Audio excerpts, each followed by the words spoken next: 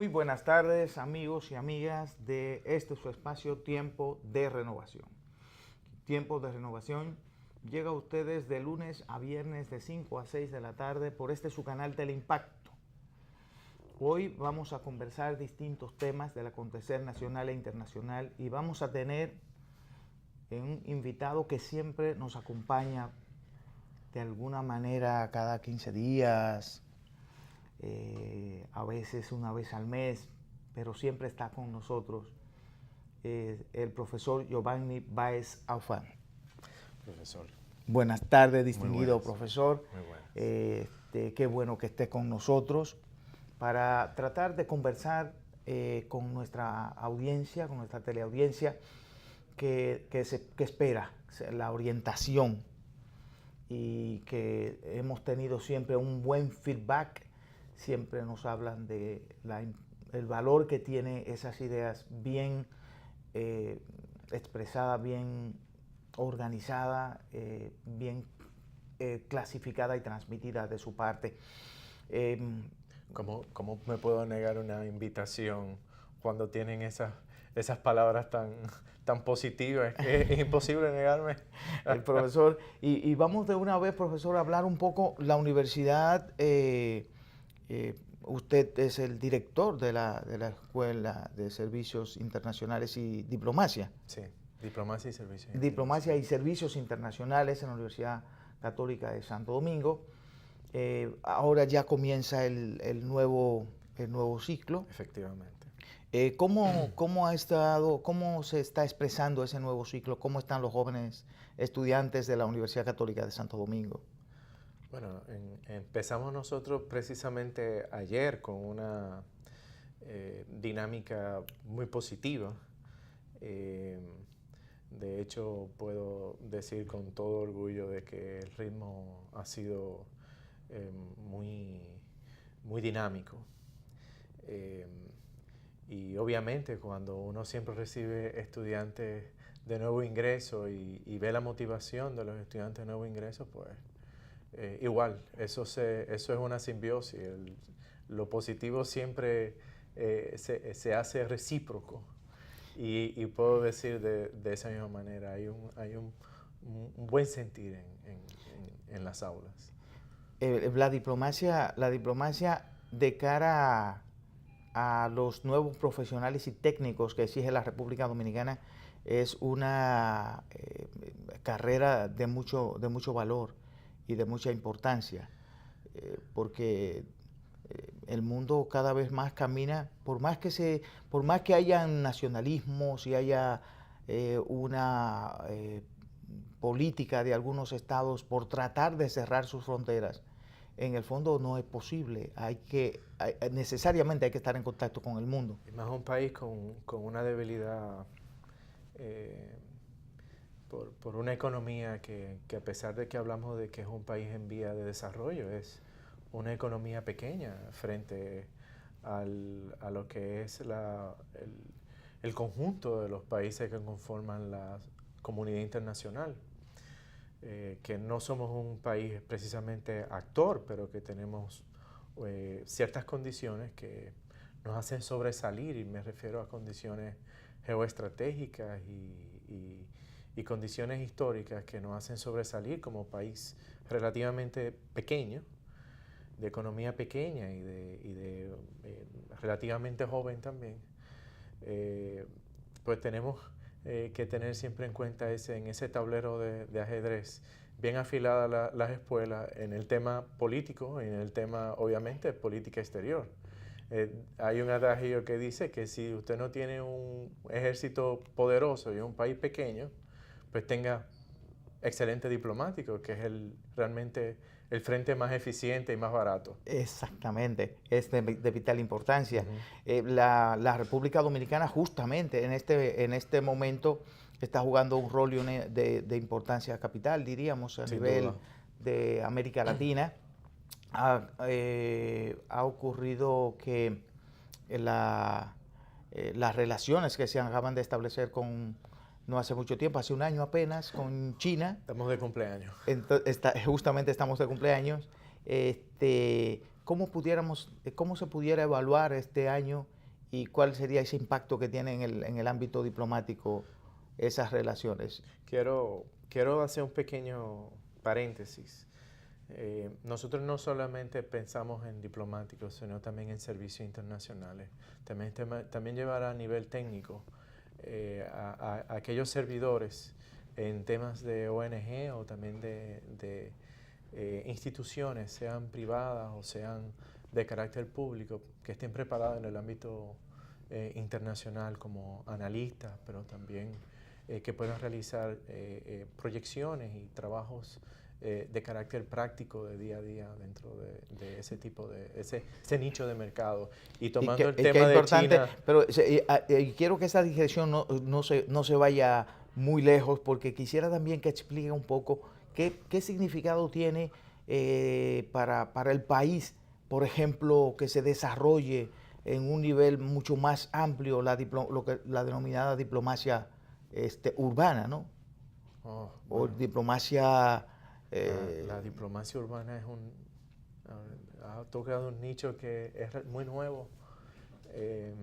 Cuando nosotros vemos el origen de la diplomacia urbana, estaríamos hablando de la época de Eisenhower, en el pleno contexto de la Guerra Fría y la política de contención, década de los 50, en la diplomacia de los pueblos, como se denominó, y ese colofón tan necesario que hoy se le reconoce como diplomacia urbana, que ha tenido todo un resurgimiento a partir de los años 90, ¿no?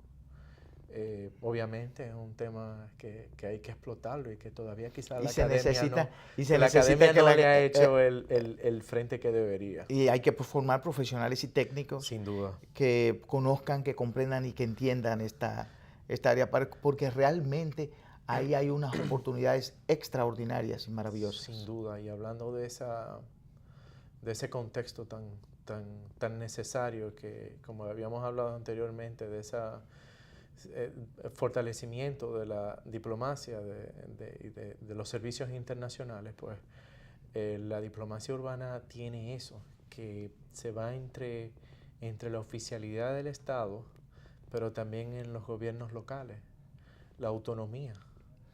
Entonces hay dos actores, uno que está fuera del ámbito directo de los temas administrativos e institucionales del Estado, por decirlo, de institución dentro del Estado, y converge, en este caso en República Dominicana con el O sea que eso quiere decir que de alguna manera el impulso que debe dársele ha de salir de la academia de alguna manera, sin y duda. La academia tiene que hacer un esfuerzo mayor en sentido general por la formación de profesionales en esa área. Sin duda, y más que cada vez la diplomacia, no quiero llamarle diplomacia, pero el quehacer que impacta directamente en las decisiones de Estado, la vemos que cada vez hay actores que no son nacionales y otros actores que son nacionales, pero no tradicionales, como casos de ONGs, como casos también de los mismos ayuntamientos, las mismas municipalidades que tienen un impacto definitivo en lo que es la proyección del Estado en la comunidad internacional, y también agilizan de misma manera procesos que por vías tradicionales hubiesen sido quizás un poquito más lentos. Excepcional explicación. Profesor, entonces, rápidamente, este año que esta relación con China, hay una evaluación que se pueda hacer, diríamos, de cara al futuro de esas relaciones y cómo ha sido el contexto geopolítico para la República Dominicana el establecimiento de esta relación. Bueno, a un año que a nivel de Estado es poco tiempo. Hay una cantidad de acuerdos que no son precisamente legalmente vinculantes, pero que sí hablan de voluntad. Todavía todo muy incipiente, diríamos. Estamos todavía en una etapa de reconocimiento y de exploración. Es de esperar que esas consultas técnicas comiencen a florecer y que posiblemente se estén dando mientras hablamos o se estén gestionando. Todavía un poco prematuro para hacer un análisis. Quizás. A veces yo me pregunto, ¿pudiera cambiar la mentalidad de tipo occidental, del tipo de democracia que tiene República Dominicana, el establecimiento de relación con un país que en definitiva su sistema político no es exactamente el nuestro?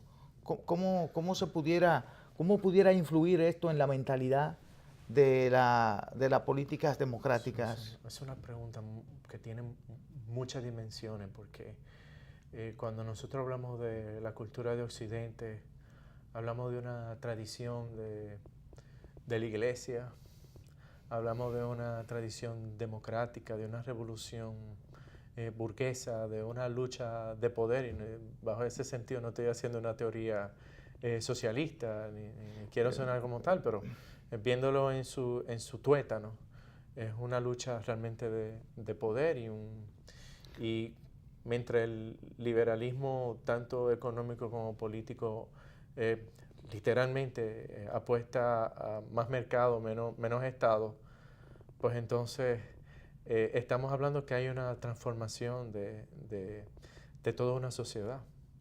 Y China, obviamente con su propuesta quizás choca en algunos aspectos con esas dinámicas que se vienen dando y que son típicas de Occidente, ¿no? La lucha por el derecho de los trabajadores, precisamente en esa fecha tan interesante, ¿no? 1 de mayo, la expresión del poder supranacional que lo fue por tanto tiempo la Iglesia y que de cierta manera mantiene ese eco. El tema de los derechos humanos, el tema de las diferentes generaciones de derechos humanos, es un tema que se pone en contraste con temas que China trata al sol de hoy de ir resolviendo rápidamente y efectivamente en el camino. Hay que darle ese crédito. Sí, hay que darle ese crédito porque, pero no hace mucho tiempo que esa cláusula democrática entra a la Constitución china y la cláusula también de derechos humanos, no hace tanto tiempo. Y no es un tema, del cual se habló con el reciente acercamiento de China en Europa, sobre todo comenzando desde el 2008 con Grecia y luego me parece que con Serbia, si mal no recuerdo, o Montenegro, y luego ahora con Italia. Va por el Adriático y por el centro del Mediterráneo, haciendo todo un proceso de expansión. Y ahí viene también un choque cultural que deja en una perspectiva que vale la pena, sin duda, tomar en cuenta. Naturalmente. Como decía un autor norteamericano, no recuerdo ahora exactamente el nombre, que nuestras democracias básicamente son de poliarquías, de muchos grupos que participan en el escenario y discuten los temas y llegan a generar equilibrios, sobre todo en los poderes públicos y la sociedad civil, que juega un papel importante de equilibrio dentro del sistema. Y me gustaría también verlo en ese contexto de esa clase social, sea profesional o sea aquella que representa los pequeños comerciantes, los medianos comerciantes y los grandes comerciantes.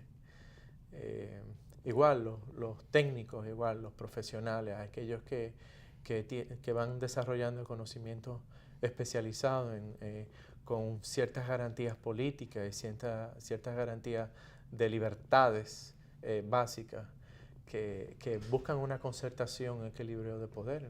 Le agrego ese adendum a ese proyecto democrático que es el que estamos tratando todavía de desarrollar. Por supuesto. Y entonces, en definitiva, este siglo que ya está, diríamos, en primer tercio, ¿verdad? Sí. Del siglo XXI. Estamos en ese proceso. En ese proceso, realmente estamos viendo la posibilidad real del surgimiento de una hegemonía china a nivel internacional? Voy a decir algo. China siempre ha estado ahí. Desde que hablamos de la Europa del siglo XVI, del siglo XV, el surgimiento de los grandes progresos económicos, esa explosión que se le atribuye tanto al Renacimiento, es una revolución que viene gestada tecnológicamente desde Oriente y Medio Oriente.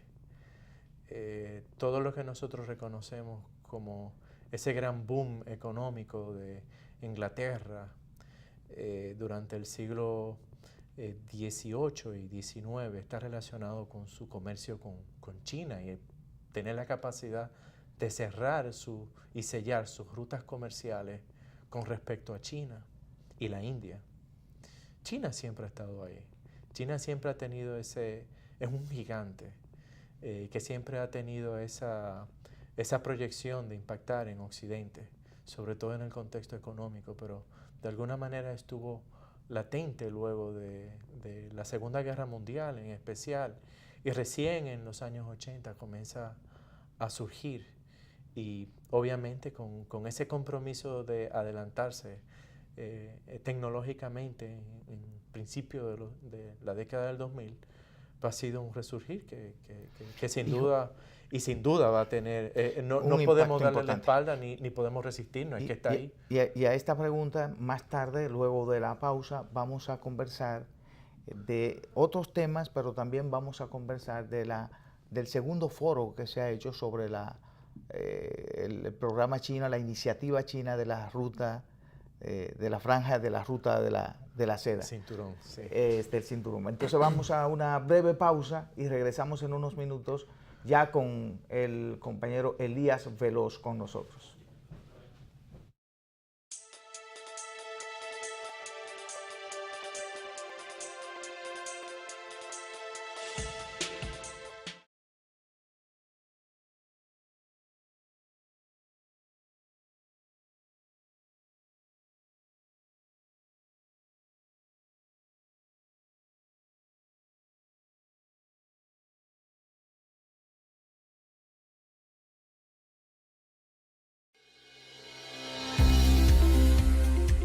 En los últimos 6 años, el gobierno del presidente Danilo Medina ha invertido más de 70.000 millones de pesos en alimentación escolar.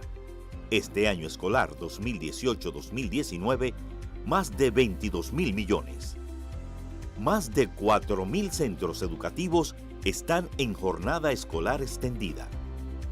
1.3 millones de estudiantes están en la tanda extendida,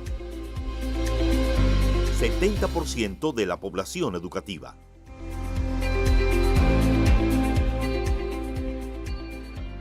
$1.168 suplidores MIPYMES son los responsables de la elaboración con calidad de la alimentación escolar. Diariamente, los estudiantes se van a sus casas con el 70% de los nutrientes requeridos. Así estamos construyendo una nación de bienestar. En el INAVIE somos bienestar.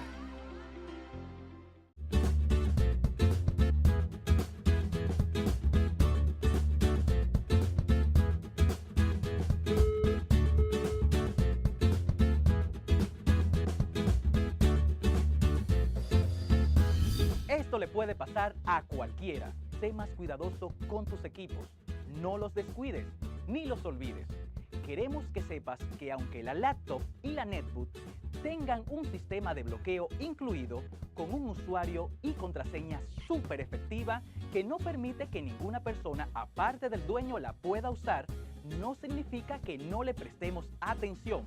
Cuídalas, no las pierdas de vista. Así podemos continuar apoyándote en el aprendizaje. La tecnología ha llegado a contribuir a que las aulas sean espacios más divertidos y educativos. Ministerio de Educación.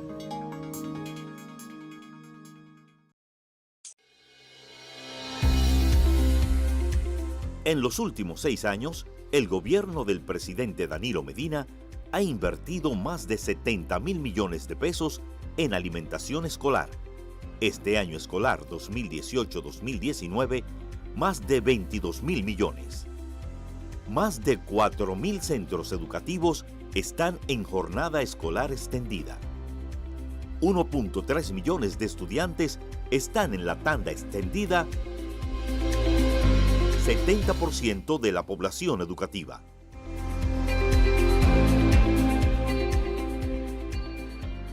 $1.168 suplidores MIPYMES son los responsables de la elaboración con calidad de la alimentación escolar.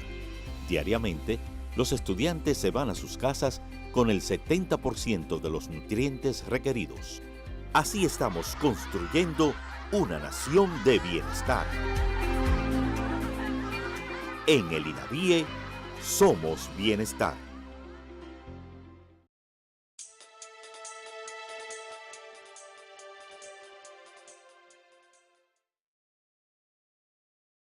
Tiempo de renovación, y vamos a darle la bienvenida entonces a Elías Veloz, y para que salude a nuestra teleaudiencia. Y bueno, estamos aquí nosotros tres para conversar y seguir conversando los temas del acontecer nacional e internacional. Elías, tú dices que hoy hubo una comunicación entre el presidente Trump y el presidente Putin. Sí, hoy hubo un intercambio de ideas con relación a la situación que se está desarrollando en Venezuela. Y según la Cancillería rusa, el presidente Putin subrayó que solo los venezolanos tienen derecho a determinar el futuro de su país. Entre los temas que se trataron también estuvo la parte de un posible acuerdo nuclear China, Rusia, Estados Unidos y la situación de Ucrania.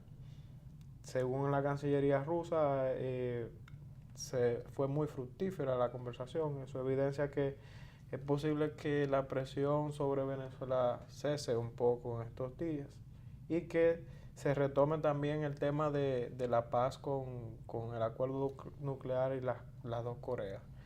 También se estuvo negociando esa parte, y la parte rusa comunicó que ambos líderes llegaron a un acuerdo. Entonces, veremos qué va a pasar con los próximos días con relación a la situación que se está generando en Venezuela, porque hubo mucha información que se estuvo circulando. Según el Departamento de Estado, Rusia le tenía preparado al presidente Maduro un avión para salir. Se argumentó también que el avión aterrizó acá en Punta Cana con la esposa de Maduro, cosa que los organismos de defensa de la autoridad de República Dominicana no han confirmado. Dijeron que no tienen información sobre esa situación. Pero hay algo que yo quiero puntualizar, y algo que ha estado sonando mucho en los medios y tanto en las redes sociales, y es con una campaña de descrédito también hacia la República Dominicana con relación a un programa que se transmite en Estados Unidos.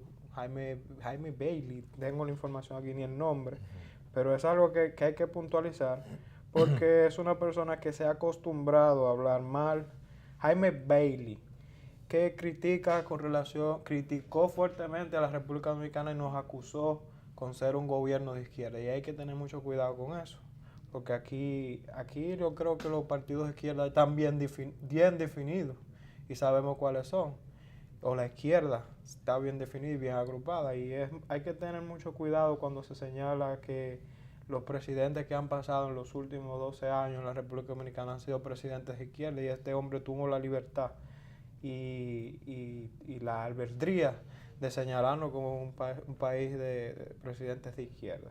Entonces, ha habido mucha información, ha habido muchos argumentos, pero la información oficial que hoy emitió el gobierno ruso es que sí están en conversaciones ambos líderes y que ha sido fructífera. Eso es un alivio.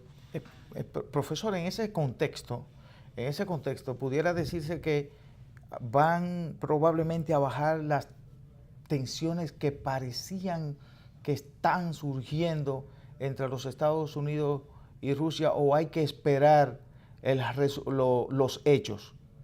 Habría que esperar un poco más para saber si habrá una política, si se puede llamar así, como una política de distensión? Porque realmente ha habido una llamada entre el presidente Putin y el presidente Trump. El hecho de que se haga público indica muchas cosas.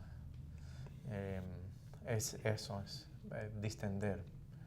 Pero cuando la vía en Venezuela parecería de alguna manera esperar que llegue todo a un punto alto para que todas las facciones y todos los actores finalmente logren converger, ¿no? De repente eso es como un balde de agua fría, uno no sabe realmente qué es lo que se está manejando sobre la mesa. A simple vista, pudiera decir, ¿a quién beneficia en Venezuela? Psicológicamente beneficia a lo que podría ser una situación de escalada. Pudiera. Pero más que todo lo que habla es que hay cierta sintonía, que es lo que más me parece a mí, que es lo más interesante en toda la lectura, que hay una sintonía entre los líderes, que son los dos que han desarrollado la mayor tensión y en algún momento han decidido bajar una tensión que obviamente iba en escalada y que todo el mundo esperaba atentamente algún tipo de desenlace. Parecería probablemente de desenlace violento. Un desenlace violento, porque es una fórmula poco feliz, una situación difícil, una tragedia en varios sectores en Venezuela, en la mayoría de la población, que es trágica. Es una tragedia. Es una tragedia. Estamos hablando de más de 1 millón de personas que ha salido del país. Hablando de un cerco de embargo y un cerco político, un cerco económico, que es lo que representa un embargo, una actitud que ha llevado, o una serie de medidas que han llevado a Venezuela a una crisis profunda. Amén, obviamente, las decisiones internas que no funcionaron, esa política social que es un gran consumidor de recursos sin retorno muchas veces, por lo menos a corto y a mediano plazo. Y sin duda un momento a nivel de lo que es la política interna de Venezuela, de gran tensión, que se cuestiona también la estabilidad misma del ejército. La lealtad respecto a Maduro, ¿no? Que es lo que se lleva en los medios a por lo menos a dilucidar o dar ciertas luces. Y obviamente la confrontación aparente entre Rusia y Estados Unidos, pues hablaría de un surgimiento de tensión y obviamente una facción de la población que está desesperada y que está en contra del gobierno, y una que siempre estaría leal, que sería una masa considerable que uno nunca puede dejar fuera de la ecuación. Estaríamos hablando de que pudiera darse una situación de violencia, o sea, descartar, y no quiero ser alarmista, pero tenemos todos los elementos: facciones de poder, lealtad, de mayorías. Eso da una guerra civil. Es una fórmula de una guerra civil. Hay un nivel de tensión muy elevado. Pero pudiera decirse que, ¿qué pasó con el autoproclamado Guaidó? ¿Qué ha pasado? ¿Definitivamente se ha desinflado o hay una opción probable o posible de sustitución del presidente Maduro por el presidente autoproclamado Guaidó? ¿O simplemente se ha desinflado? Bueno, hablar de desinflado no estaría muy seguro de qué tan desinflado puede estar y qué tan inflado estuvo realmente. Hablar de un autoproclamado presidente que se ha dejado, que se ve como intocable de alguna manera, y que astutamente se ha dejado que lleve los procesos dentro de Venezuela. Es un arma de doble filo. Uno no sabe exactamente qué cosa puede surgir que le lleva a un liderazgo, o sencillamente se vaya desvaneciendo en el momento. No me atrevería a decir. de que se va a desinflar o se está desinflando, pero la impresión que da es que sí, que se va desinflando, que va perdiendo esa capacidad de arrastre, ese liderazgo, y más que de repente vemos que surgen, que vemos, aunque esté literalmente en condición de asilo, la oposición, otra facción poderosa de la oposición de Venezuela está ahí. Por supuesto, y hablando de que quien está en esa situación, que más tarde quisiera preguntarle sobre un concepto que en el derecho internacional lo comienzo a escuchar ahora, que es el concepto del huésped distinguido, ¿será? Pero en definitiva En otros libros estoy le llaman asilo diplomático. Que es la situación que está el líder opositor. Que es el presidente del partido al cual pertenece Juan Guaidó. Pero hay un contexto muy interesante en el ámbito internacional, no solamente en Venezuela. Se ha venido desarrollando también en la parte del comercio del crudo, del petróleo. Y oiga que hoy subieron los precios de los combustibles acá. Pero hay una luz al final del túnel, y es que podemos comparar la situación que se está dando con la OPEP con la que se dio en el 1960 con relación a las 7 reinas exportadoras. Yo no sé, don Víctor, que tiene más base de eso, pero se llamaban así las 7 reinas exportadoras que controlaban el mercado del petróleo a nivel internacional. Hoy se está sobre la mesa un posible acuerdo entre Irán, China e India. Y la India. Y en crear un acuerdo para comercializar el crudo entre ellos. Eso le daría un zarpazo muy fuerte a la OPEP. Y sabemos que la OPEP nace para contrarrestar a las 7 reinas. La OPEP fue una alianza de países del Oriente Medio y Venezuela. En aquel momento había un conflicto de interés con aquel grupo que imponía realmente los precios del crudo a nivel internacional. Entonces se estaría dando esa misma dinámica ahora con relación a ese posible acuerdo que ya está sobre la mesa, confirmado por los países, de crear ese círculo para que los países consumidores tengan un precio más asequible con relación al precio internacional.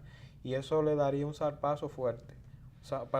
Y también a nosotros como país consumidor nos convendría, porque realmente habría una equidad y un desmonte de los precios que realmente están siendo controlados hoy en día por Arabia Saudita. A mí me gustaría también en ese contexto preguntarle al profesor Giovanni Báez, ¿qué significa esto para los Estados Unidos, que acaba de tomar una decisión en la cual dice que ya para el petróleo iraní no debería exportar un barril de petróleo a los países, ni a Estados Unidos, ni a los países, ni a China, ni a la India? Es un asunto de extraterritorialidad de la ley. Sin embargo, y los países europeos, ya hay algunos como Grecia que dice que ya no le va, por no confrontar con Estados Unidos, pero está llegando, diríamos, al límite la hegemonía de los Estados Unidos como aquel imperio que imponía su criterio a nivel internacional. Porque esto que está pasando entre Irán, China y la India es exactamente diciéndole a Estados Unidos, aquí, de este lado, nosotros vamos a tomar nuestras propias decisiones. Ese tipo de reacción no es nueva. Estados Unidos tiene un embargo férreo sobre Irán que llegó a su punto más alto en el 2011-2012 con el tema del estrecho de Hormuz.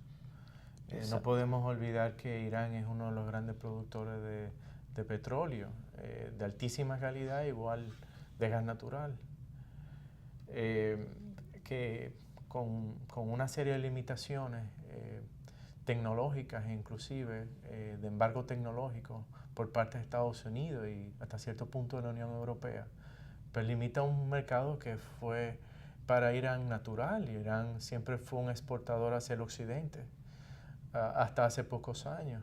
Entonces tiene que mirar hacia otro lado.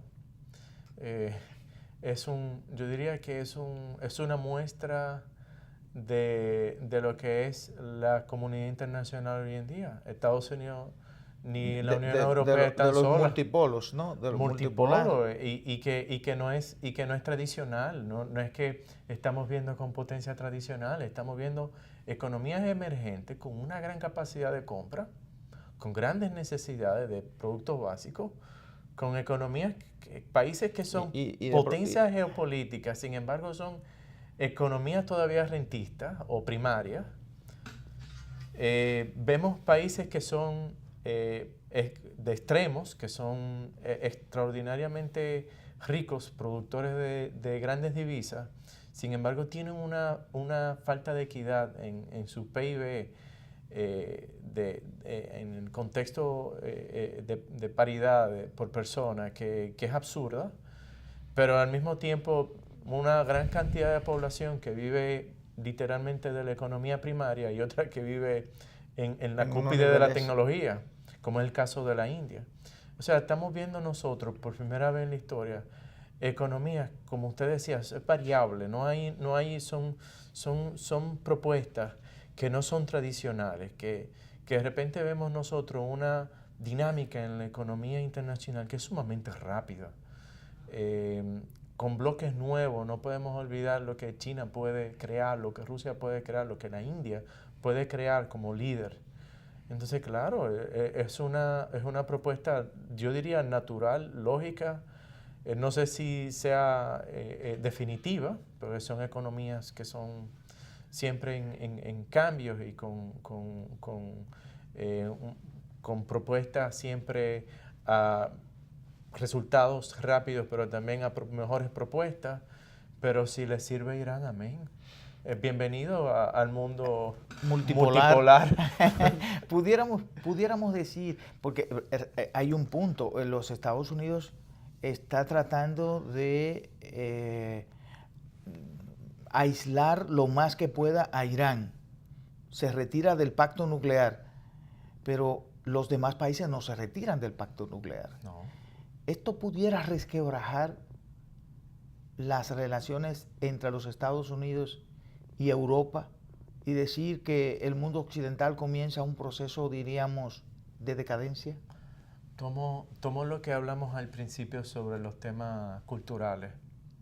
Yo creo que debe haber un replanteamiento.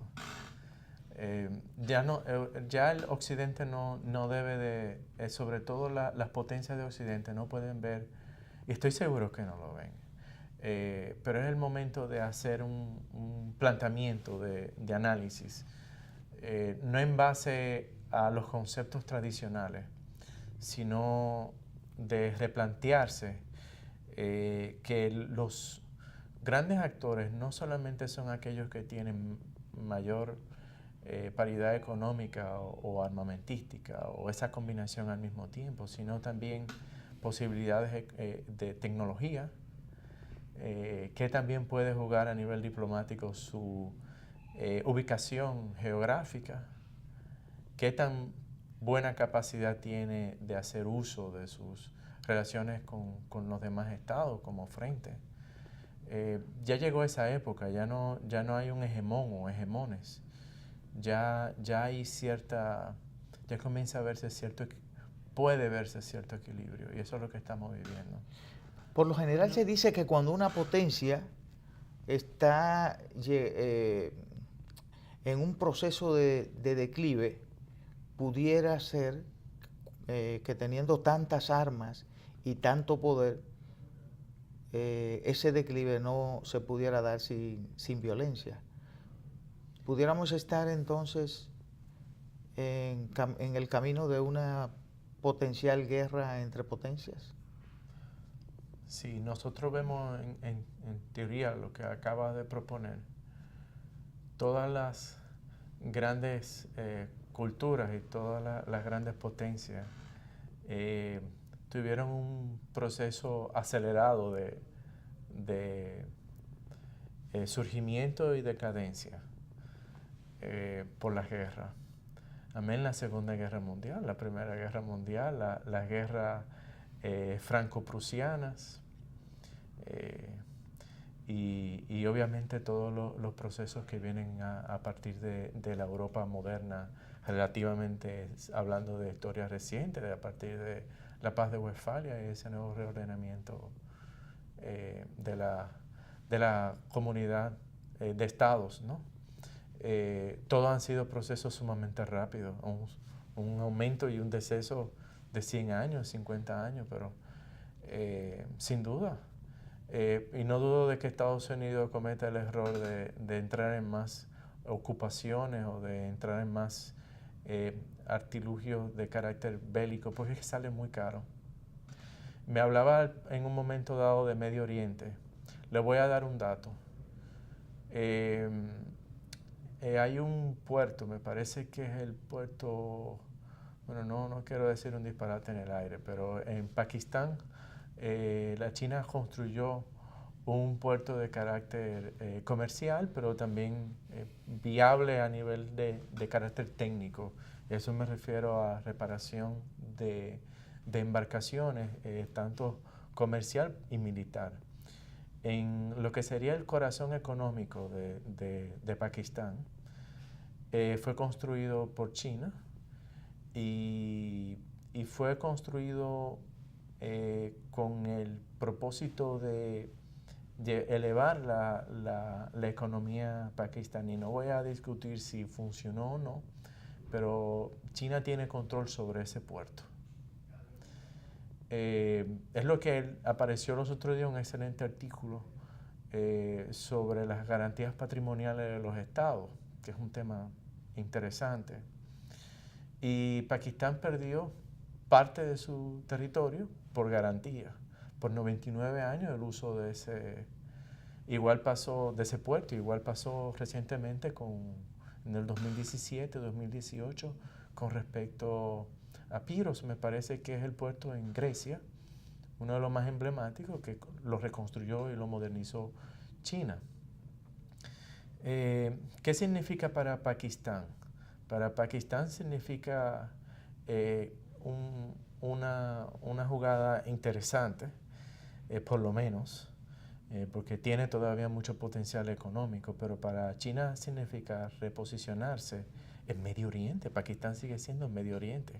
Es un acercamiento directo hacia Irán. Y es ocupando hacia Irán y Medio Oriente, hacia el mar Arábigo. Ocupando espacios claro, que son vitales y que además habían estado en manos occidentales. ¿Y qué es?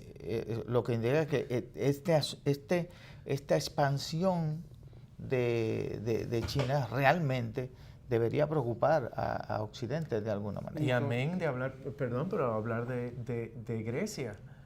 Grecia, al igual que Turquía, son países que tienen inclusive hasta disputas territoriales porque son uno al lado de otro, pero históricas, pero también geopolíticas, es de interés geopolítica. A veces uno piensa en los Dardanelos, pero caramba, Chipre está ahí. Y Chipre es un tema serio. Pero, ¿qué ha hecho China? Bueno, no voy a Turquía directamente, voy a Grecia. Y ya tiene un espacio en Grecia. Impagable para Grecia. Ya está creado. Es que está creado. Está entrando también entonces por esta vía, está entrando a Europa. Ya está en Europa. Entonces, ¿qué es lo que vemos nosotros? Desde el mar Adriático hasta el mar Mediterráneo, una transición de China con un puerto también en Medio Oriente que viene siendo en Pakistán, que domina tanto el Océano Índico como el mar Arábigo, amén de la cercanía que tiene con respecto al estrecho de Hormuz en Irán. Y además, en ese mismo sentido, acaban de celebrar hace apenas una semana el segundo foro de la ruta de la seda. De la ruta de la seda. La nueva ruta de la seda. La nueva ruta cinturón de... Incluyendo a Italia. Incluyendo Italia, que ha decidido ya formar parte que hablábamos, hay varios países de América Latina también que de alguna manera están. que se hablaba al principio del programa de ese choque cultural, porque es que realmente pendiente hay un tema cultural, hay un tema de derechos humanos, hay un tema de culturas, visión de culturas, ¿no? que no se menciona tanto, pero que debe. Y es el tema que quiere poner en la mesa la Unión Europea. Y que viene el famoso discurso apologético de Grecia en estos días respecto de que realmente no hay tal cosa como un tema de derechos humanos y un tema de choque de cultura, sino más bien un tema de concertación, pero que obviamente deja claro de que hay temas pendientes. No es la misma forma de ver las cosas desde el punto de vista de los derechos y de las libertades públicas, no es la misma forma de verlo, el mundo, y el tema de la participación de la religión como una entidad gravitante dentro del sistema. Occidente no se puede concebir sin la religión sobre todo cristiana. Es gravitante e influyente. Sin duda. Entonces, la visión de Occidente es distinta en muchísimos puntos. Pero esta expansión de China está jugando un papel fundamental, incluso en algunos países, cambiando su forma de establecer los lazos y las relaciones. O sea, esas cláusulas que siempre se ponían dentro de los acuerdos internacionales comienzan a perder vigencia y a tener menos fuerza. La cláusula democrática, ya la cláusula democrática no es una cláusula de relevancia. Parecería ser el apéndice de lo que fue la Guerra Fría. Parecería, ¿verdad? Como que ese tema de las cláusulas democráticas, de los temas de derechos humanos, parecería más bien un orden que sale directo de la política de contención y la expansión de toda esa teoría liberal, tanto política como económica. ¿Se está agotando entonces la teoría liberal? No diría que se está agotando, se está transformando. Y se está transformando de una manera muy rápida, mucho más rápida de lo que muchos estados pueden para Occidente, asumir. ¿Positivo para Occidente? No quiero verlo como positivo o negativo, sino como algo necesario, una transformación. El sistema viene dando crisis desde hace tiempo y lo voy a poner en la siguiente perspectiva. La fragmentación que se ha visto desde África, Oriente hasta Europa, de estados que se han querido, de culturas que se han querido independizar o fragmentar, tener cierta autonomía, habla de una crisis, porque es fragmentación de estados. Cuando se habla de lo contrario, de unificación o quizás menos estados y más unión por el tema de concertación legal, o sea, de estructuras, ¿no? de institucional entre los estados y el libre comercio. Pero se ha visto también esa reacción. Pero para mí la crisis más grande, y prefiero verla en esa manera porque es más clara, desde el 2001, o me atrevería a decir desde los años 90, con el tema del surgimiento de esos extremismos islámicos en contra de esas propuestas occidentalistas en Medio Oriente, que vaya, que es un sistema que va minando lo que es una tradición islámica, que no tiene ningún punto de vista, ningún tema cultural realmente negativo, pero que se ha ido satanizando de alguna manera sistemáticamente y que ha llegado también a un extremo negativo, pero que en general, términos culturales, no es negativa. Sin embargo, se ha llevado a un extremo y se ha polarizado, y las polaridades, occidentales o no, son siempre negativas. Ha habido, sí, una crisis, yo diría una crisis de identidad. Una crisis de identidad. Occidente de alguna manera siempre quiso imponer su modelo hacia sobre todo mayormente África y Medio Oriente, y eso es lo que tenemos, esos extremos.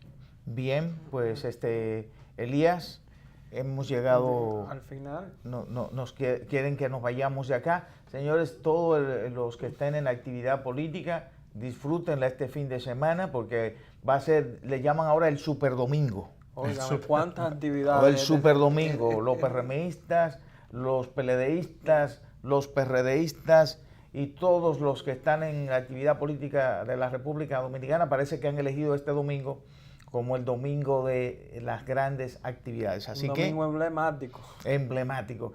Vamos a evaluar la próxima semana estos temas y vamos a tener de nuevo, ya nos pondríamos de acuerdo, al profesor Giovanni Báez. Muchísimas gracias, profesor, por estar con nosotros y hablar de estos temas tan interesantes y tan importantes del día a día. Elías, pues, despídete.